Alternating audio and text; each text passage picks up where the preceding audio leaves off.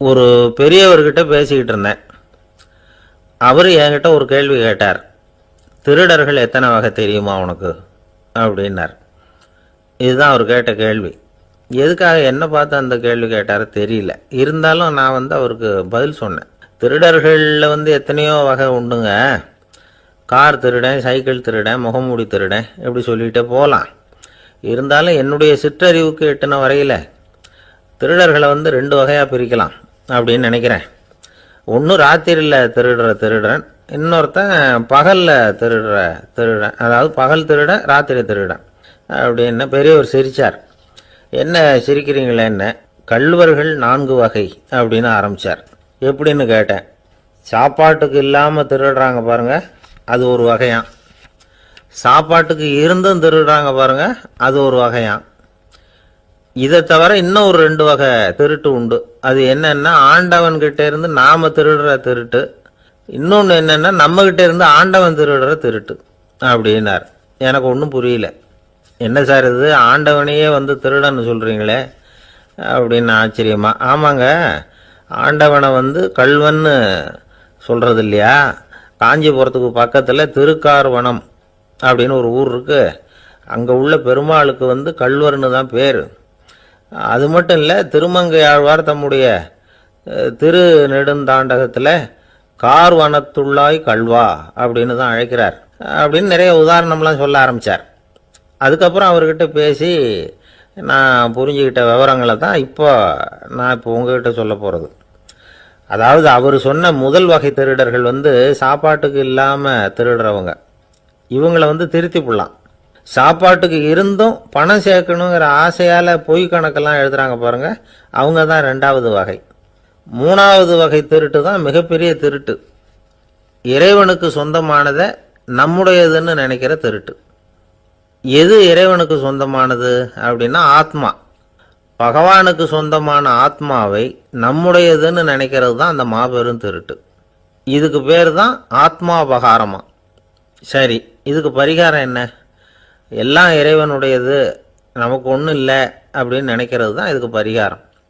இதெல்லாம் இருக்கட்டும். 4வது திருட்டு ஒன்று சொன்னோம்ல, ஆண்டவன் நம்மகிட்ட இருந்து திருடுறது. அது எப்படி? ஆண்டவனை கள்வன்னு சொல்கிறாங்க, அது சரி. அவர் என்னத்தை திருடினார்? இப்போ இன்னொருத்தருக்கு சொந்தமான ஒன்றை எடுத்து வச்சுக்கிறது தான் கள்ளத்தனம். ஆனால் ஆண்டவன் எடுத்துக்கிட்டோம்னா இருக்கிறது எல்லாமே அவனுக்கு சொந்தம். அப்படி இருக்கிறப்போ அவரை எப்படி கள்வன்னு சொல்கிறது? இது என்ன புரியாமல் இருக்குதே அப்படின்னு சொல்லி பார்த்தா அதுக்கும் விளக்கம் சொல்கிறாங்க அவங்க. அதாவது ஆண்டவனுக்கு உருவமே கிடையாது, அரூபமாக இருக்கிறவன், அதாவது உருவம் இல்லாமல் இருக்கிறவன். அப்படி உள்ள பகவான் நம்மளை மாதிரி உருவத்தில் இருக்கிறான். நம்மளை மாதிரியே கை, காலு, மூக்கெல்லாம் இருக்குது ஆண்டவனுக்கு. இந்த உருவம் நம்மகிட்ட இருந்து திருடினது தானே. அவன் தன்னுடைய உண்மையான திருமேனியை நமக்கு காட்டாமல், அதாவது தரிசனம் கொடுக்காம இருக்கிறது கள்ளத்தனம் தானே. அதனால தான் இதுவும் ஒரு பெரிய திருட்டு, இருக்கிறதுலேயே மிகப்பெரிய திருட்டு அப்படிங்கிறார். என்கிட்ட பேசிக்கிட்டு இருந்தார், இந்த விஷயம்லாம் சொல்லிகிட்டு இருந்தார் அந்த பெரியவர். அதாவது திருட்டை ஆன்மீக நோகத்தில் அவர் பார்க்குறார். நம்ம பார்வையில் இதை விட அபூர்வமான திருட்டுலாம் இங்கே உண்டு. அபூர்வமான திருடர்களும் உண்டு. ஒரு திருடன் சிறையிலிருந்து விடுதலையாகி வெளியில் போனான். கொஞ்ச நாளில் மறுபடியும் திரும்பி ஜெயிலுக்கு வந்துட்டான். அப்போது சிறை அதிகாரி அவனுக்கு அறிவுரை சொன்னாராம். ஏன்பா இப்படி அடிக்கடி தப்பு பண்ணிவிட்டு ஜெயிலுக்கு வந்துடுறியே, உனக்கு சொந்த பந்தம் எதுவும் இல்லையா? உனக்கு அப்பா, அண்ணன், தம்பி, அதனால மதிப்பு இருக்கும் பொழுதே பெரியவர்கள் பாதம் பணிந்து அந்த புனிதத்தை பெற்றுக்கொள்ளணும். அப்படி பணிவுங்கிறது வேற, அடிமைத்தனம்ங்கிறது வேற. பெரியவர்களை பணிவது நமக்கு பெருமை தரக்கூடிய விஷயம். இதை மனசுல வச்சுக்கிட்டு எப்போ காலில் விழணும், எப்போ காலில் விழக்கூடாது அப்படிங்கிறத முடிவு பண்ணிக்கணும். ஒரு சாதாரண ஆள் நடந்து வந்துகிட்டு இருந்தார். எதிரில் ஒரு பெரிய மனுஷன் ஓடி போய் அவர் காலில் விழுந்து தன்னுடைய தலையை அவர் பாதத்தில் கொண்டு போய் வச்சார். கொஞ்ச நேரம் கழிச்சு எழுந்திரிச்சு வந்துட்டார். வந்த பிறகு இவரை கேட்டேன், ஏன் திடீர்னு ஓடி போய் அந்த ஆளு காலில் விழுந்தீங்க அப்படின்னு. அவர் போட்டிருக்கிறது என்னோட காணாம போன செருப்பான்னு கண்டுபிடிக்கிறதுக்காக அப்படி விழுந்தேன் அப்படின்னார். ஒரு சீன தேசத்து அரசர் இருந்தார். அவருக்கு வயசாயிட்டுது. அவருக்கு அடுத்தபடியாக அவருடைய புள்ள பட்டத்துக்கு வரணும். ஆட்சி பொறுப்பை ஏற்றுக்கணும். ஒரு நல்ல தலைவனுக்கு இருக்க வேண்டிய பண்புகள்லாம் தன்னுடைய மகனுக்கு இருக்கணும்னு விரும்பினார் அந்த அரசர். அதனால் இளவரசனை பக்கத்தில் இருந்த ஒரு குரு கிட்ட அனுப்புனார். இளவரசன் அவர்கிட்ட போய் சேர்ந்தான். அந்த குரு என்ன பண்ணார் தெரியுமா? இவனை பார்த்து சொன்னார், இதை பாருப்பா, நீ என்ன பண்ணுற, இப்போவே பக்கத்தில் இருக்கிற காட்டுக்கு போ, நடுக்காட்டில் போய் ஒரு இடத்துல உட்காந்துக்கோ. அங்கே என்னென்ன சத்தம்லாம் உன் காதில் விழுதுன்னு கவனித்து கேளு. உன் காதில் விழுந்த ஓசைகள் என்னென்னங்கிறத என்கிட்ட வந்து சொல்லு, அதுதான் எனக்கு தெரியணும், உனக்கு வேலையும் அதுதான் அப்படின்னு சொல்லி அனுப்பி வச்சுட்டார். இளவரசன் காட்டுக்கு போனான். குரு சொன்னபடியே ஒரு இடத்துல உட்காந்து கவனித்து கேட்டான். அதுக்கப்புறம் குருக்கிட்ட திரும்பி வந்தான். என்னென்ன சத்தம்லாம் கேட்ட அப்படின்னு கேட்டார் குரு. குருவே, காட்டில் நான் பறவைகள் சத்தம்லாம் கேட்டேன், மிருகங்களின் ஓசையையும் கேட்டேன், இதை தவிர இடி மின்னல் மழை இதுகளோட சத்தத்தையும் கேட்டேன் அப்படின்னா. குரு யோசனை பண்ணார், நீ இன்னமும் சரியாக கேட்கல, அதனால் மறுபடியும் காட்டுக்கு போ, கொஞ்ச நாள் தங்கியிருந்து கேட்டுட்டு வா அப்படின்னார். இளவரசனுக்கு ஒன்றும் புரியல. இருந்தாலும் குருவின் கட்டளையாச்சே, மறுக்க முடியுமா? உடனே அவன் மறுபடியும் காட்டுக்கு போனான். ஒரு இடத்துல உட்காந்தான். கொஞ்ச நேரம் உன்னிப்பாக கவனித்து கேட்டான். சில நாள் கழித்து குருக்கிட்ட திரும்பி வந்தான். குருவே, இந்த தடவை சில துல்லியமான சத்தங்களை எல்லாம் கேட்டான். தேனி பறக்கிற சத்தம், நீரோடையின் மெல்லிய ஓசை, இதெல்லாம் கேட்டேன்னா. குரு சிரிச்சார். நீ மறுபடியும் காட்டுக்கு போ, இன்னும் சில நாள் அங்கே இரு, முழுமையாக கவனமாக கேட்டுக்கிட்டு வா அப்படின்னு சொல்லி அனுப்பி வச்சுட்டார். இளவரசனுக்கு குழப்பம் அதிகமாயிட்டுது. ஒன்றுமே புரியல. மறுபடியும் காட்டுக்கு போனான். மௌனமாக ஒரு இடத்துல உட்காந்துட்டான். அப்படியே தியானத்தில் ஆழ்ந்துட்டான். சில நாளில் அவனுக்கு இதுவரை கேட்காத ஓசைகள்லாம் கேட்க ஆரம்பிச்சிட்டுது. இதைத்தான் நான் கேட்கணும்னு என்னுடைய குரு எதிர்பார்த்துருக்கிறாருங்கிறத புரிஞ்சுக்கிட்டான். உடனே குரு கிட்ட ஓடனான். குருவே, இந்த தடவை காதுகளுக்கு கேட்க முடியாத சில ஓசைகளை கூட என்னால் உணர முடிஞ்சுது. பூ மலருகிற ஓசை, சூரியனால் பூமி சூடாகிறப்போ எழுகிற ஓசை, காலை பனித்துளி இந்த புல்லுலாம் குடிக்கிற ஓசை, இது எல்லாம் என்னால் நல்லா கேட்க முடிஞ்சுது அப்படின்னா. குருவுக்கு இப்போ தான் திருப்தி ஏற்பட்டு தான். இளவரசனை பார்த்து சொன்னார், இதை பாருப்பா, இப்போ தான் நாட்டை ஆளுகிற தகுதி உனக்கு வந்திருக்குது அப்படின்னு சொல்லி அதுக்கு விளக்கமும் கொடுத்தாராம். எந்த அரசன் தன்னுடைய மக்களின் இதயம் பேசுகிற மௌன மொழியை, மௌன வார்த்தைகளை கேட்குறானோ அவன்தான் ஆள தகுதி உள்ளவன். எந்த அரசன் தன்னுடைய மக்களின் உணர்ச்சிகளை உண்மையாக உணர்றானோ அவன்தான் முதன்மையான அரசன். போலி வார்த்தைகளை மட்டும் கேட்டுட்டு பல மௌன ராகங்களை காதில் வாங்கிக்காதவன் அரசனே இல்லை. எந்த நாட்டில் எப்போ ஒரு அரசன் தன்னுடைய மக்களின் உணர்ச்சிகளை கேட்க மறுக்கிறானோ அன்னையிலிருந்தே அந்த நாடு அழிய தொடங்குது அப்படின்னு அர்த்தம். ஒரு ஊரில் ஒரு துறவி இருந்தார், புத்த சமய துறவி. அந்த ஊர் மன்னன் அவரை பற்றி கேள்விப்பட்டிருக்கான். ஒரு நாள் புறப்பட்டு போனான். துறவியின் பாதங்களை தொட்டு வணங்கினான். அதுக்கப்புறம் சொன்னான், ஐயா, நான் உங்களை அரண்மனைக்கு அழைச்சிட்டு போகிறதுக்காக வந்திருக்கிறேன். இனிமேல் நீங்கள் இங்கே எதுக்கு இருக்கணும் அப்படின்னானா. அவன் மனசுக்குள்ளே என்ன நினைப்புன்னா, இவர் எங்கே வரப்போகிறாரு, நான் ரொம்ப எளிமையானவன், எனக்கு எதுக்கு அரண்மனை வாசம்னு சொல்லிவிடுவார் அப்படின்னு நினச்சிருக்கான். ஆனால் அந்த துறவி என்ன பண்ணார் தெரியுமா? அப்படியா, சரி போகலாம், வா, போய் உன் ரதத்தை கொண்டுட்டு வா, அரண்மனைக்கு போகும்பொழுது அதுக்கு தகுந்த மாதிரி ஆடம்பரமாக போகணும் அப்படின்னு விட்டாரான். துறவி இப்படி சொன்னதும் அந்த மன்னனுக்கு மனசுக்குள்ளே சந்தேகம் வந்துட்டுது. இவர் உண்மையிலேயே துறவி தானா, ஏமாத்து பேர் வழி மாதிரி தெரியுதே அப்படின்னு நினச்சிருக்கான். இருந்தாலும் இனிமேல் என்ன பண்ணுறது, சொல்லியாச்சு. ரதத்தை கொண்டுகிட்டு வந்தான். துறவி ஏறி உட்காந்தார். பக்கத்தில் ராஜா. அவர் ரொம்ப உற்சாகமாக வரார். இவன் ரொம்ப சோர்ந்து போய் வரான். துறவி மரத்தடியிலேயே வாழ்ந்து பழக்கப்பட்டவர், அரண்மனையில் எளிமையாக ஒரு இடத்துல உட்காந்துக்குவார் அப்படின்னு நினச்சான். ஆனால் அப்படி இல்லை. அரண்மனைக்கு வந்த உடனே அந்த துறவி அதை கொண்டுட்டு வா, இதை கொண்டுட்டு வான்னு சொல்லி உத்தரவு போட ஆரம்பிச்சுட்டார். அரண்மனையில் இருந்தால் அரசனை மாதிரி இருக்கணும் அப்படிங்கிறார். ராத்திரி பூரா சௌரியமாக தூங்கினார். பகலில் அரண்மனை தோட்டத்தில் உலாவ வேண்டியது, நீச்சல் குளத்தில் குளிக்க வேண்டியது, இப்படியே பொழுது போக்கிட்டு இருக்கிறார். அந்த அரண்மனையில் துறவி மகிழ்ச்சியாக இருக்கிறார். மன்னனால் அப்படி இருக்க முடியல. அவருக்கு எந்த கவலையும் இல்லை, இவனுக்கு அரசாங்க கவலைகள். துறவி அப்படி இருக்கிறத இவனால் தாங்கிக்க முடியல. ஒரு நாள் அவர்கிட்டயே போய், நான் உங்ககிட்ட கொஞ்சம் பேசணும் நானா. துறவி பார்த்தார். நான் இந்த அரண்மனைக்கு வரும்பொழுதே நீ என்னமோ என்கிட்ட கேட்கணும்னு நினைச்ச, ஏன் காலதாமதம்? நீ அனாவசியமாக உன்னையே தொந்தரவு பண்ணிட்டு இருக்கிற, நீ கவலையாக இருக்கேங்கிறது எனக்கு புரியுது.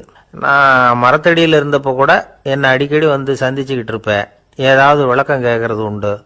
இங்கே வந்த பிறகு என்னை சந்திக்கிறது கூட அபூர்வமாக போயிட்டுது.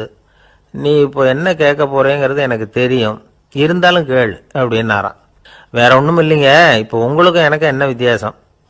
2 பேரும் அரண்மனையில் தான் இருக்கிறோம். நீங்கள் மகிழ்ச்சியாக இருக்கிறீங்க, நான் அப்படி இருக்க முடியல. இவ்வளவுக்கும் நீங்கள் முன்னாடி இருந்தது மாதிரி இல்லை. தினமும் தங்க தேர் கேட்குறீங்க, உயர்தரமான ஆடைகள் அணிகிறீங்க, சுவையான சாப்பாடு. இப்படி இருக்கிறப்போ உங்களுக்கும் எனக்கு என்ன வித்தியாசம்? இதுதான் மன்னனுடைய கேள்வி. இதுக்கு பதில் சொல்கிறேன், என் கூட புறப்பட்டு வா, இந்த நகரத்துக்கு வெளியில் போவோம் அப்படின்னு சொல்லி அரசனை கூப்பிட்டுக்கிட்டு ஊர் எல்லைக்கு வந்து சேர்ந்தார் துறவி. அங்கே போய் சொன்னார், இதை பாருப்பா, இந்த இடத்த தான் தேடிக்கிட்டு இருந்தேன். இனிமே நான் வந்து திரும்பி வரப்போறதில்ல. நீ என்னோட வர்றியா திரும்பி போறியா அப்படின்னார். நான் எப்படிங்க உங்கள் கூட வர முடியும்? என்னுடைய நாடு, என்னுடைய சொத்துக்கள், மனைவி, மக்கள் எல்லாத்தையும் விட்டுட்டு எப்படிங்க வர்றதுன்னா. இப்போ அந்த துறவி சொன்னார், இப்போ வித்தியாசத்தை தெரிஞ்சுக்கிட்டியா? நான் அரண்மனையில் இருந்தேன், எல்லா வித பொருள்களும் உடையவனாக இருந்தேன், ஆனால் எதையும் சொந்தம் கொண்டாடுறவனா இருக்கல. ஆனால் நீ அப்படி இல்லை, எல்லாத்தையும் சொந்தம் கொண்டாடிக்கிட்டு இருக்கிற. இதுதான் நமக்குள்ள வித்தியாசம் அப்படின்னு சொன்னார். அரண்மனை ஆடைகளை அப்படியே கலைஞர் அரசங்கிட்ட கொடுத்தார். உன்னுடைய ஆடைகளை நீயே வச்சுக்கோன்னார். அவர் பாட்டுக்கு நடந்து போனார், திரும்பியே பார்க்கல. அரசனுக்கு அப்போதான் தன்னுடைய அறியாமை விளங்குச்சான். இதிலேருந்து நாம் புரிஞ்சிக்க வேண்டியது என்னன்னா, இந்த உலகத்தில் எத்தனையோ பொருள்கள், அதையெல்லாம் முறையாக பயன்படுத்தினா மகிழ்ச்சி. அதை விட்டுட்டு அதுக்கெல்லாம் சொந்தம் கொண்டாட ஆரம்பித்தா கவலை. நம்ம ஆட்கள் வந்து சொந்தம் கொண்டாடுற விதமே தனி. ஒரு ஆள் இன்னொருத்தங்கிட்ட ஒரு கொடை கடன் வாங்கியிருந்தான், திருப்பி கொடுக்கல. கொடையை கொடுத்தவன் கேட்டான், என்கிட்ட கடன் வாங்கினிய கொடை, அதை கொஞ்சம் திருப்பி தர்றியான்னா. அது உனக்கு இப்போ அவசரமாக தேவைப்படுதா அப்படின்னு கேட்டான் இவன். எனக்கு தேவைப்படலை, அந்த கொடையை நான் யாருக்கிட்ட வாங்கியிருந்தேனோ அவனுக்கு இப்போ அது அவசரமாக தேவைப்படுது அப்படின்னானா அந்த ஆள். அந்த ஆளுக்கு பேச தெரியாது, அவர்கிட்ட கொஞ்சம் எச்சரிக்கையாக நடந்துக்கோ அப்படின்னு சொல்கிறது உண்டு. அப்படின்னா என்ன அர்த்தம்? அவர் இன்னமும் குழந்தையாகவே இருக்கிறாரு, இன்னும் பேச்சு வரலன்னு அர்த்தம்? அப்படி இல்லை, அவருக்கு நாகரிகமாக பேச தெரியலன்னு அர்த்தம். பேசுறதுங்கிறது மனுஷனால் மட்டுமே முடியக்கூடிய ஒரு காரியம். அப்படி இருந்தும் அதோட பெருமையை வந்து அவன் இன்னமும் சரியாக புரிஞ்சிக்கலன்னு தான் சொல்லணும். அதனால தான் அவன் அளவுக்கு அதிகமாக வார்த்தைகளை கொட்டி போடுறான். அதுக்கப்புறம் அதையெல்லாம் திருப்பி அள்ள முடியாமல் கிடந்து கஷ்டப்படுறான். கொட்டுன வார்த்தையை அள்ள முடியுமா? ஒருத்தரை இன்னைக்கு பார்த்து முட்டாள்னு திட்டி போடுறீங்க, நாளைக்கு மறுபடியும் அவர்கிட்ட போய் நேத்திக்கு உன்னை முட்டாள்னு சொல்லிவிட்டேன், அந்த வார்த்தையை திருப்பி கொடு, வாங்கிட்டு போயிடுறேன் அப்படின்னு நான் சொல்ல முடியும்? அவன் கோபக்காரனாக இருந்தால் நேத்திக்கு அதை வேற விதமாக உங்களுக்கு திருப்பி கொடுத்துருப்பான். உலகத்தில் எவ்வளவோ ஜீவராசிகள் இருக்குது, அதுக்கெல்லாம் வாய் இருக்குது. அந்த வாயெல்லாம் எதுக்கு உபயோகம்? சாப்பிட்றதுக்காக. ஆனால் நமக்கு இருக்கிற வாய் சாப்பிட்றதுக்காக மட்டும் இல்லை, பேசுறதுக்காகவும் தான். பேச முடியலன்னா வாய் இருந்தால் கூட அது வாயில்லா ஜீவன் தான். ஒரு பையனை பார்த்து அது வாய் உள்ள புள்ள பொழைச்சிக்கும் அப்படின்னா மற்ற பையன்களுக்கெல்லாம் முகத்தில் வாயே இல்லைன்னு அர்த்தம்? அப்படி இல்லை, அந்த பையன் கொஞ்சம் கெட்டிக்காரத்தனமாக பேசுவான்னு அர்த்தம். அதனால் எப்படி பேசணும் அப்படிங்கிறத நாம் முக்கியமாக தெரிஞ்சுக்கணும். இதுக்கு 8 விதமான குறிப்புகளை நம்ம பெரியவங்க சொல்லியிருக்கிறாங்க. பேச்சுக்கு 8 அங்கங்கள் உண்டு அப்படின்னு அவங்க சொல்கிறாங்க. அதெல்லாம் என்னென்ன அப்படின்னா, உண்மை, நன்மை, அன்பு, நிதானம், இனிமை, ஆழம், சமயமறிதல், சபையறிதல். இந்த 8 தன்மையும் பேச்சில் இருக்கணுமா. இதையே கொஞ்சம் விவரமாக சில பேர் போர்டில் எழுதி வச்சுருப்பாங்க. அதாவது எழுத்துலையாவது அதெல்லாம் இருக்கட்டுமே அப்படின்னு நினச்சி நீங்கள் கூட சில இடங்களில் இதை பார்த்துருக்கலாம். அதாவது உண்மையே பேசுக, நன்மையே பேசுக, அன்பாக பேசுக, நிதானமாக பேசுக, இனிமையாக பேசுக, ஆழமுடையதாக பேசுக, சமயமறிந்து பேசுக, சபையறிந்து பேசுக, இப்படி எழுதி வச்சுருப்பாங்க. இந்த 8 அம்சமும் சரியாக பொருந்தி இருந்தால் தான் அது பேச்சு. மற்றதெல்லாம் பேச்சாகிடாது. பேச்சு ஒரு சிறந்த கலை. எல்லாத்தையும் விட பேசாமல் இருந்தும் பழகணும், அது ரொம்ப முக்கியம். தசரதரே, மனுஷனுக்கு 3 கடன்கள் உண்டு. தேவ கடன், ரிஷி கடன், பித்ரு கடன். இதை தீர்க்காதவன் பாவியாகிறான். இதில் மகனை பெறுவதால் தான் பித்ரு கடன் தீரும். உனக்கு மகன் கிடையாது, அதனால நீ பாவியாகிற. பாவி உட்கார்ந்துருந்த இடம்ங்கிறதுனால அதை சுத்தம் செய்ய வேண்டியது எங்கள் கடமை அப்படின்னு நானும் தேவேந்திரன். இந்த இடத்துல தசரதருக்கு ஏற்பட்ட அவமானம் ஒரு வைராக்கியமாக மாறிச்சு. தேவேந்திரனே கேட்டுக்கோ, ஒரு மகனை பெற்ற பிறகுதான் இந்த சபையில் மறுபடியும் அடி எடுத்து வைப்பேன் அப்படின்னு சொல்லிவிட்டு போயிட்டாராம். போய் புத்திர காமேஷ் யாகம் பண்ணார், புத்திரர்கள் பிறந்தார்கள். இந்த கதையில் உள்ள கருத்து என்னன்னா, தேவேந்திரன் தசரதரை அப்படி அவமானப்படுத்தலைன்னா அவருக்கு இப்படி ஒரு வைராக்கியம் பிறந்திருக்குமா? யோசிச்சு பார்க்கணும். நமக்கு ஏற்படுகிற சில அவமானங்களையும் வைராக்கியமாக மாற்றிக்குவோம். அப்படி மாற்றிக்கிட்டோம்னா வாழ்க்கையில் முன்னேறலாம். நம்ம ஆளுங்க சில பேர் அவமானத்தை வைராக்கியமாக மாற்றிக்கிறது எப்படி தெரியுமா? நம்மகிட்ட ஒரு பையன் சொன்னான், எங்கள் அப்பா என்னை எல்லாருக்கும் முன்னாடி வச்சு திட்டிவிட்டார், பொறுப்பு இல்லாமல் ஊர் சுற்றுறேன்னு சொல்லி அவமானப்படுத்தி விட்டார். இனிமேல் நீ என் முகத்திலேயே முழிக்காதரா போடான்னு வேற சொல்லிவிட்டார். எனக்கு ரோஷம் வந்துட்டுது. அந்த அவமானத்தை வைராக்கியமாக மாற்றிக்கிட்டேன். அன்னையிலேருந்து அவர் முகத்திலேயே முழிக்கிறது இல்லை அப்படின்னா.